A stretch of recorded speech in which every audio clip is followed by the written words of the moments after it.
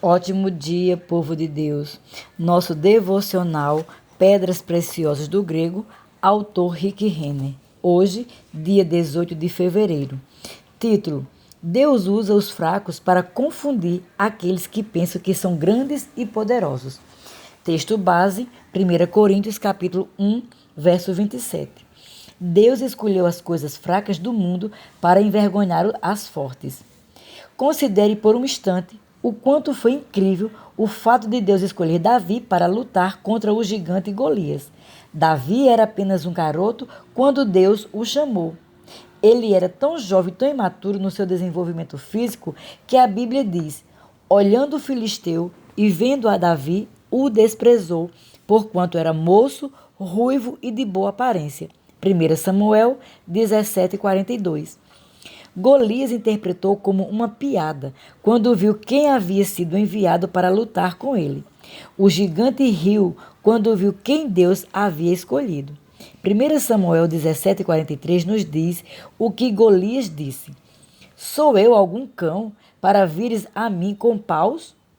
E pelos seus deuses amaldiçoou o filisteu a Davi. Quem poderia sonhar que Deus escolheria um jovem garoto inexperiente como Davi para derrubar esse gigante? Pode ter parecido algo digno de riso aos olhos do mundo, mas aquele garoto que enfrentou Golias destemidamente em batalha era exatamente a pessoa que Deus havia escolhido. Tendo isso em mente, considere o que Paulo diz em 1 Coríntios capítulo 1, verso 27. Deus escolheu as coisas loucas do mundo para envergonhar os sábios, e escolheu as coisas fracas do mundo para envergonhar as fortes. A palavra fraca é a palavra grega astene. Ela se refere a uma coisa que é fraca, baixa, débil, pequena ou impotente. Essa palavra astene descreve uma coisa que está abaixo do padrão, que é tão de segunda classe, de tão baixo nível e tão inferior que é quase digna de riso. Quando Paulo escreveu essa epístola, a igreja de Corinto era alvo de riso na cidade. Na verdade, os cristãos eram vistos como alvo de riso em todo o Império Romano. As autoridades governamentais consideravam os cristãos pessoas fracas, débeis, patéticas, inúteis e idiotas religiosos. Eles eram literalmente o alvo de todas as piadas e eram vistos como lixo social. Mas esses mesmos cristãos viram o mundo de cabeça para baixo nos seus dias e evangelizaram o Império Romano, através da resistência firme e do comprometimento deles com Jesus Cristo. Eles libertaram Roma da religião pagã e prepararam o caminho para o Evangelho entrar no mundo inteiro. O mundo incrédulo hoje vê a igreja de forma muito semelhante. O diabo teme os cristãos porque ele sabe o poder e a autoridade que eles possuem. É por isso que ele usa a indústria do entretenimento, as instituições de ensino e outras organizações humanas para tentar diminuir a igreja e fazer com que ela pareça irrelevante, inconsequente e trivial. O inimigo faz tudo o que pode para dar a impressão de que somos jogadores de um time menor, uma perda de tempo. Ele sabe o poder que Deus colocou à nossa disposição, de modo que tenta nos desacreditar aos olhos do mundo. Assim, se percebermos que a igreja hoje é alvo de piadas e é vista de forma depreciativa, precisamos entender que não há nada de novo nessa percepção. Paulo disse aos cristãos: Deus escolheu as coisas fracas deste mundo para confundir as fortes. A palavra confundir é katai-shuno, que significa envergonhar, constranger, confundir, frustrar ou desconcertar. A palavra forte é a palavra dunatoi, que descreve as pessoas que possuem poder político. Quando se tem em mente que o braço político do Império Romano estava tentando dizimar a igreja primitiva, fica claro que esse versículo envolve uma mensagem poderosa. 1 Coríntios 1:27 nos transmite essa mensagem.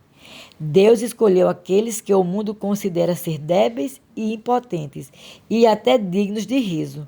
Esses são exatamente aqueles que Deus usará para confundir, frustrar e desconcertar os poderes políticos do mundo.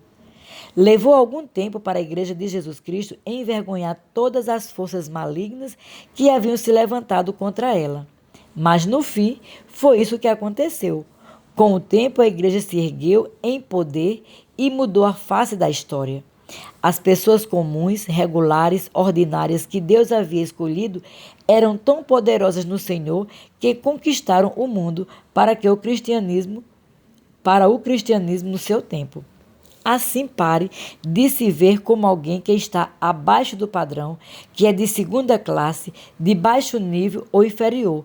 Você está cheio do Espírito de Deus e tem o chamado de Deus sobre sua vida. Quem se importa o que o mundo pensa? Ainda que seus dons e talentos pareçam pequenos em comparação com o que os outros possuem, isso não significa que você está eliminado da lista de candidatos de Deus. Na verdade, seus sentimentos de fraqueza e inadequação realmente qualificam você como candidato para o serviço de Deus. Deus está procurando por pessoas exatamente como você, porque Ele sabe que receberá a glória pelo que Ele faz através de você. Você é exatamente o tipo de pessoa que Deus quer usar. Minha oração para hoje. Senhor, ajuda-me a ver com o pleno potencial que tenho em Jesus Cristo.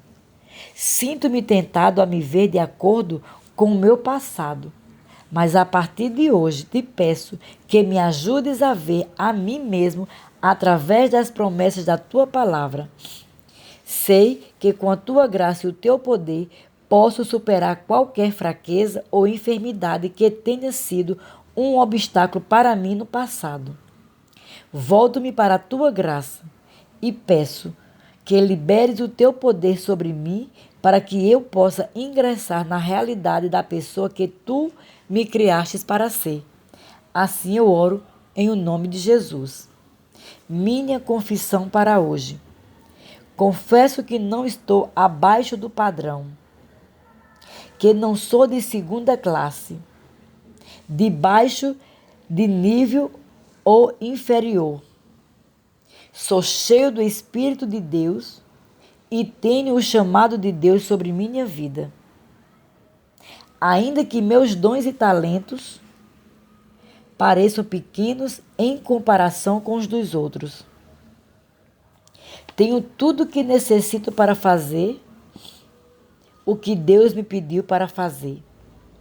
Deus quer me usar para desconectar os sabe-tudo e para confundir as pessoas que são mais talentosas que eu, mas não confio no Senhor.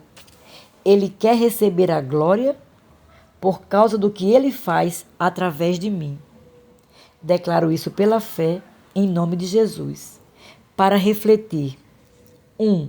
Se não houvesse nada que pudesse impedi-lo de realizar seus sonhos, que sonho você desejaria realizar na sua vida? 2. Você realmente acredita que Deus pode ajudá-lo a realizar um sonho tão poderoso? 3. De que maneira você precisa mudar sua maneira de pensar sobre si mesmo para se tornar o tipo de pessoa que realiza esse tipo de sonho? Sejam abençoados na prática da palavra.